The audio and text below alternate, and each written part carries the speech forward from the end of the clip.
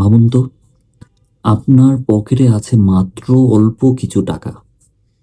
সেই টাকা দিয়ে ঘরের কোণে বসে আপনি বানালেন একটা হরর মুভি, আর মুক্তির পর সেই সিনেমাই কিনা বিশ্বজুড়ে আয় করলো $300 মিলিয়নেরও বেশি। হ্যাঁ, কোনো কাল্পনিক গল্প নয়। আজ আমরা কথা বলছি 26 সালের সবচেয়ে বড় surprise hit Hollywood horror movie Obsession নিয়ে। ইউটিউব স্কেইস কমেডিয়ান আরি বার্কারের বানানো এই সিনেমাটি কেন পুরো বিশ্বের দর্শকদের রাতের ঘুম উড়িয়ে দিয়েছে, আর এর পেছনে লুকিয়ে থাকা আসল গল্পটাই বা কি, জানতে হলে ভিডিওটি শেষ পর্যন্ত দেখুন। আমার মূল গল্প ইচ্ছের এক ভয়ঙ্কর ফাঁদ। গল্পের মূল চরিত্র বেয়ার। সে একজন অত্যন্ত লাজুক ছেলে, যে মনে মনে তার সহকর্মী নিকিকে পাগলের মতো ভালোবাসে, কিন্তু সরাসরি নিজের মনের কথা বলার সাহস তার হয় না। একদিন সে একটা ক্রিস্টাল শপ থেকে ওয়ান উইশ উইলো নামের একটি রহস্যময় উইশ বোন বা খেলনা কিনেন। অনেকটা মজার ছলেই বেয়ার একটি ইচ্ছা প্রকাশ করে, নিকি যেন তাকে পুরো পৃথিবীর চেয়েও বেশি ভালোবাসে। ইচ্ছা প্রকাশের সাথে সাথেই খেলনাটি ভেঙে ফেলা হয়, আর ম্যাজিকের মতো নিকি তার প্রেমে পড়ে যায়। প্রথম প্রথম বেয়ারের মনে হয় যে সে যেন স্বর্গ পেয়ে গেছে। নিকি তার প্রতি অসম্ভব কেয়ারিং হয়ে ওঠে, কিন্তু হররটা শুরু হয় ঠিক এরপর। নিকির এই ভালোবাসা আস্তে আস্তে সাইকোপ্যাথিক উন্মাদনায় রূপ নেয়। সে বেয়ারকে নিজের সম্পত্তি ভাবতে শুরু করে এবং তার জীবনের সবকিছু নিয়ন্ত্রণ করতে চায়।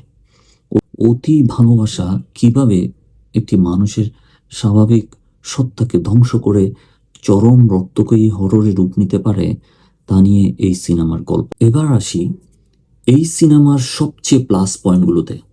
কেন এটি সাধারণ হরর মুভির চেয়ে আলাদা? মনস্তাত্ত্বিক গভীরতা। এখানে ভূত বা শয়তান আপনাকে ভয় দেখাবে না।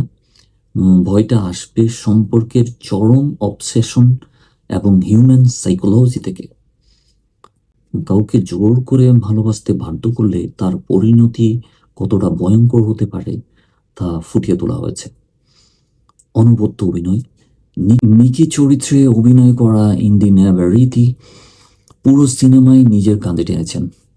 তার চোখের চাহনি, মুহূর্তের মধ্যে মিষ্টি মেয়ে থেকে রক্তপিপাসু সাইকোতের রূপ নেওয়ার অভিনয় দর্শকের গায়ের পশম খাড়া করে দেয়। অসাধারণ সাউন্ড ডিজাইন।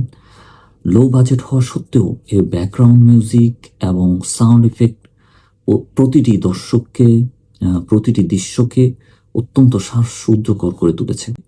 সিনেমার চেয়েও বড় চমক হলো এর পর্দার পেছনের গল্প। পরিচালক কারি বার্কার ছিলেন একজন সাধারণ ইউটিউবার। নিজের ইউটিউব চ্যানেলের জন্য তিনি ছোট ছোট কমেডি ও হরর স্কেচ বানাতেন।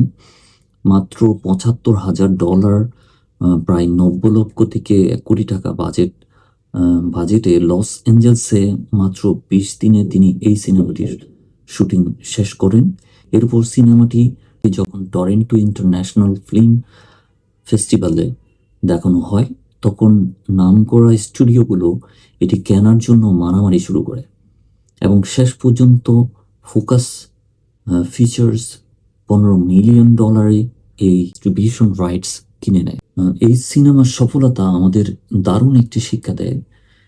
বড় বাজেট বা নামি স্টুডিওর ব্যাকআপ ছাড়াই শুধুমাত্র কাজের প্রতি জেদ এবং তীব্র অবসেশন থাকলে যে কোনো সাধারণ মানুষ বিশ্বমঞ্চ কাঁপিয়ে দিতে পারে।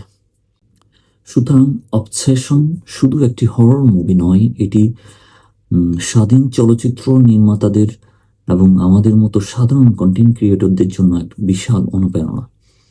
আপনি যদি সিনেমাটি দেখে থাকেন তবে আপনার কেমন লেগেছে তা কমেন্ট করে জানান। আর ভিডিওটি ভালো লাগলে লাইক দিন, বন্ধুদের সাথে শেয়ার করুন এবং এই ধরনের মুভি রিভিউ ও কেস স্টাডি মিস করতে না চাইলে এখনই চ্যানেলটি সাবস্ক্রাইব করুন। দেখা হবে পরের ভিডিওতে। ভালো থাকবেন।